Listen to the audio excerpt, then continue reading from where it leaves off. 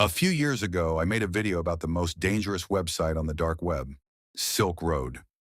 It was a place where everything illegal, from stolen goods to human organs, was bought and sold. What's incredible is that every time law enforcement managed to shut it down, it would resurface weeks or months later, even stronger than before. According to some sources, the site is backed by entities with more power than entire nations. It's a red line, and anyone who crosses it risks having their life erased from the face of the planet. Now imagine all that power, all that terror. A person managed to steal over $3 billion dollars from this site. The most shocking part? The owner of Silk Road, arguably the most dangerous person on Earth, directly contacted the hacker. He offered a reward of 4,000 Bitcoin, millions of dollars, just to know how the hacker did it. But the hacker refused. The end of this story is something you'd never expect, something truly unbelievable. For those watching for the first time, I'm Abu Sadiq, and I talk about all things strange and mysterious on this planet. Today, I'm going to tell you the story of the world's strangest and dumbest hacker. A person who played with the biggest site on the dark web, made a fortune, lived a life of luxury, and then did something completely inexplicable. His choices, his bizarre story, were the reason investigators and police discovered a hidden treasure weighing less than 20 grams. Before we dive into the story of Jimmy Jong, let's understand how Silk Road worked. It's like Amazon, but for everything illegal. You could open a shop, sell anything, and customers would buy from you. But every transaction was secret. To protect that secrecy, everyone used cryptocurrency, specifically Bitcoin, from its very first days. The secrecy of this world was paramount. You'd use a fake name, a fake account, and a fake payment method. Nobody would ever use a regular bank account to buy human organs, right? Jimmy Jong was born on April 13th, 1990, in Georgia, USA. A young man of Asian descent living in a mostly German-American neighborhood, he faced constant bullying. School was a nightmare until he was 12. When his parents separated, his mother took him out of school and made a very unusual decision. She kept him at home, believing it was best for them to isolate themselves. Jimmy, being a mischievous kid, asked for a computer, claiming he wanted to learn. In reality, he just wanted to play video games. To compensate for his father's absence, his mother bought him a computer. A year later, the neighbors, concerned about Jimmy's homeschooling, called the police. They found out his mother had forged documents to keep him out of school. She was arrested and fined. Jimmy was placed in a month-long care facility and then enrolled in an experimental high school that merged traditional education with technology. The committee that oversaw his care realized he was incredibly gifted with computers and wanted to channel his skills positively. By 18, Jimmy was studying programming at the University of Georgia. He started working for himself as a freelance web designer, a job in high demand at the time. One day, he overheard a friend talking about working for a company that tested for website vulnerabilities. His friend mentioned that hackers on the dark web were doing the same work, but earning 10 times more. This was all the encouragement Jimmy needed.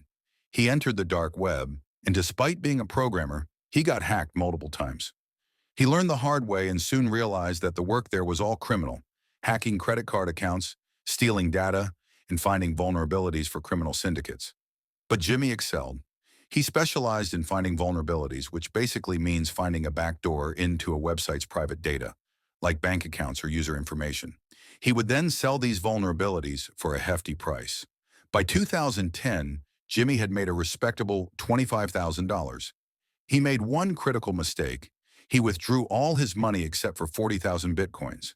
He then disappeared from the dark web and got a job at a restaurant to fly under the radar. A year later, in 2011, the price of Bitcoin soared to $26. When he heard the news, he realized his leftover coins were now worth over $1 million. He left his restaurant job, went back to the dark web, and discovered his account had been completely hacked. The $1 million were gone. Undeterred, Jimmy went back to work, only accepting cryptocurrency as payment. He rebuilt his business until a client came to him with an unbelievable request: hack Silk Road. Hacking the very site he was on was an impossible task, but something clicked in Jimmy's mind.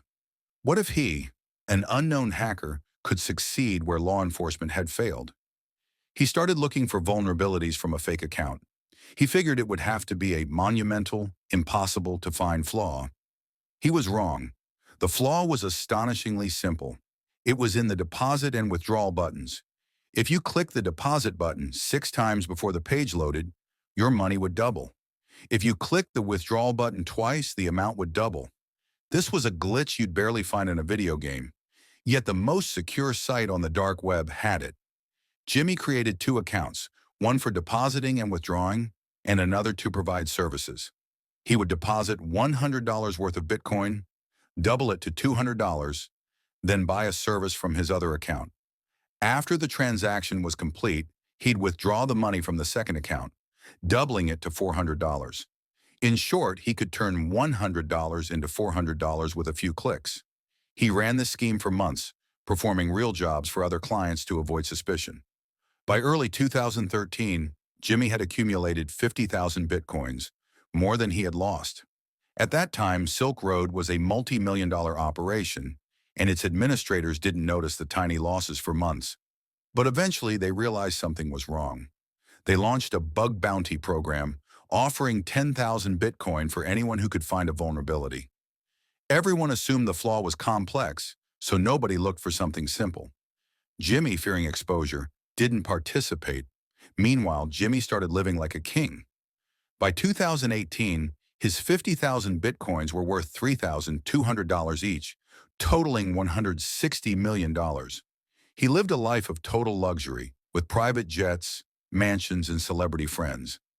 He even applied for a private trip to Antarctica. To launder his money, he started 3 dummy corporations that dealt in real estate and investments. During this time, his wealth grew by another 40%, but not from hacking, from legitimate investments. While Jimmy was living large, the Silk Road administrators were quietly working to find the hacker. They hired a team of elite hackers, offering them an even bigger reward.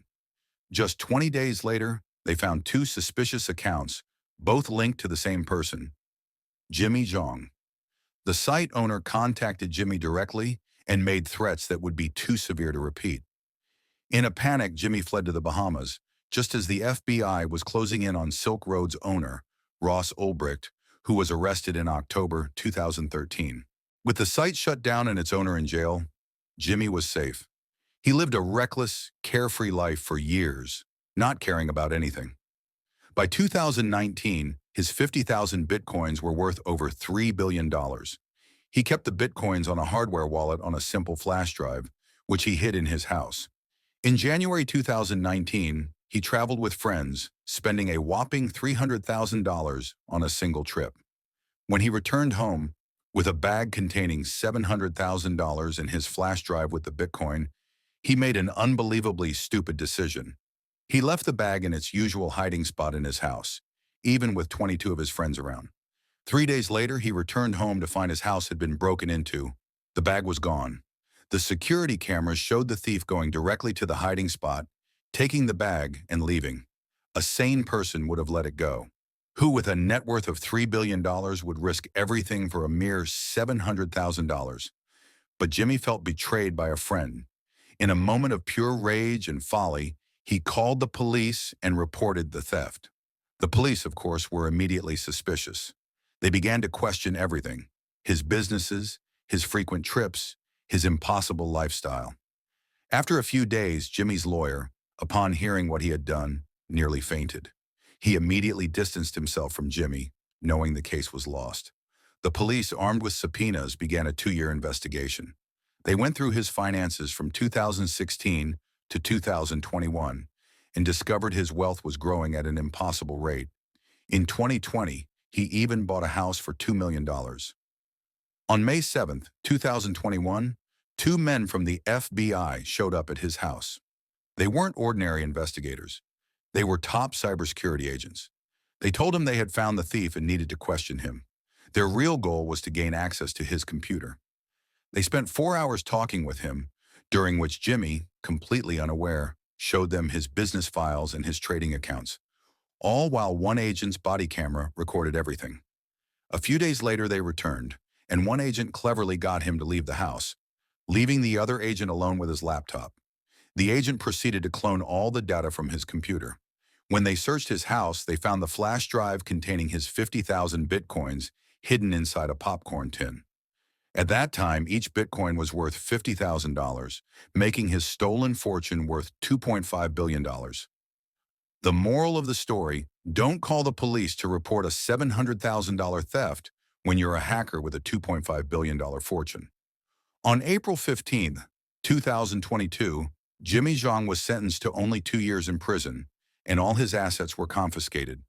Some sources claim he was never jailed and was instead hired to work for a secret U.S. government cybersecurity agency.